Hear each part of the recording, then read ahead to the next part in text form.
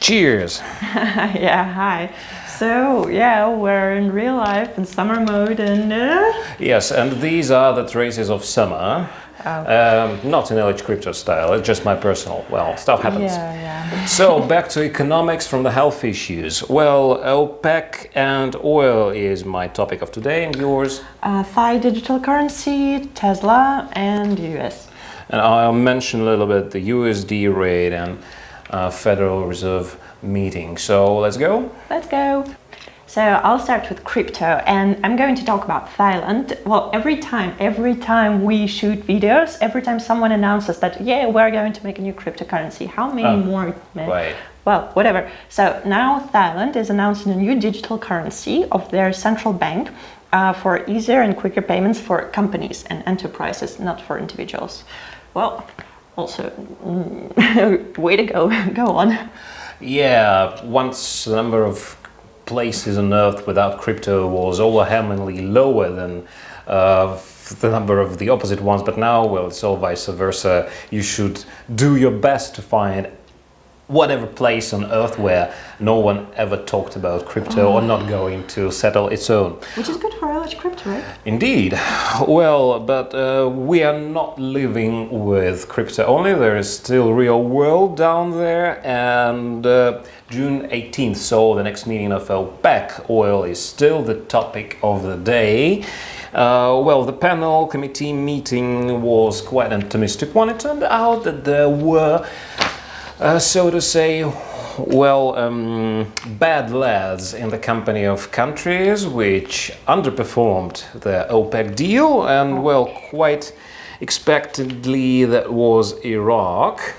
But well, the country promised with full heart that it will definitely comply with the requirements just in a few months.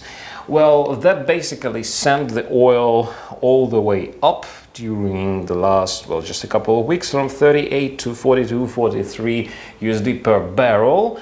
Although the committee, which next meeting is on 15th of July, announced that there's gonna be no further prolongation of these extreme cuts on August and September. It seems that the oil market found its balance. Whatever it is, the oil is going to become more expensive. So quite a good advice for your midterm investments. Tesla has announced and released its Model S Long Range Plus. So now it can go for more than 600 kilometers without charge and for lower prices, for less than, like, with $5,000 sales, whatever. And rumors say that Tesla is soon to join SP 500, which will, of course, make it more attractive for investors and make them invest in it more, and again will raise their stock prices. But analysts are impressed, but they say that 1,000, which is the level, well, at the moment that when we're recording it, 1,000 per stock is quite a fair price for Tesla. So if it's going up, it's going to be a bubble. So they say, well, holding is okay, but buying, well, it's a little overrated. So maybe if Musk will have another weird tweets, and then which will send the prices down, then it's a nice moment to buy. But now, not really. Once I remember they said that 500 per Tesla stock is a bubblish price, but now it's 1,000. Seeing the current growing tensions all across the planet, especially around China, the superpower is establishing its reputation after the coronavirus crisis, it seems, because there is now China-India conflict, although soothing, China-US conflict, China-Hong Kong conflict, and seeing that European Union supports Hong Kong as well as United States, well, that's turning too hot to my view. All the more seeing all these tensions and those concerns on the growing coronavirus, new coronavirus cases in US and Texas and Florida and Arizona. So USD is again a safe haven, and seeing that it was dropping throughout, well, just few consecutive weeks, there is definitely potential for growth of USD, so consider it as a good short-term advice. Not to mention that Federal Reserve decision to continue the exceptional quantitative easing is a good support for the economy and for USD as well.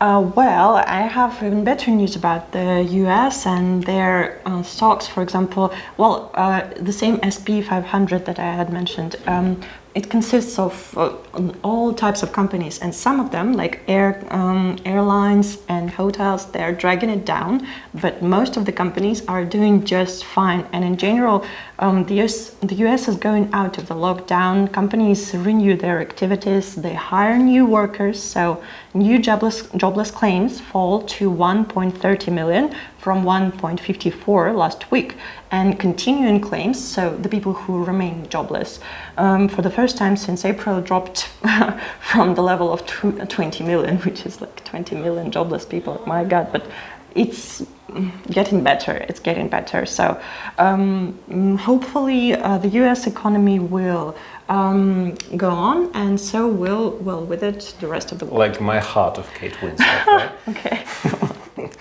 Okay.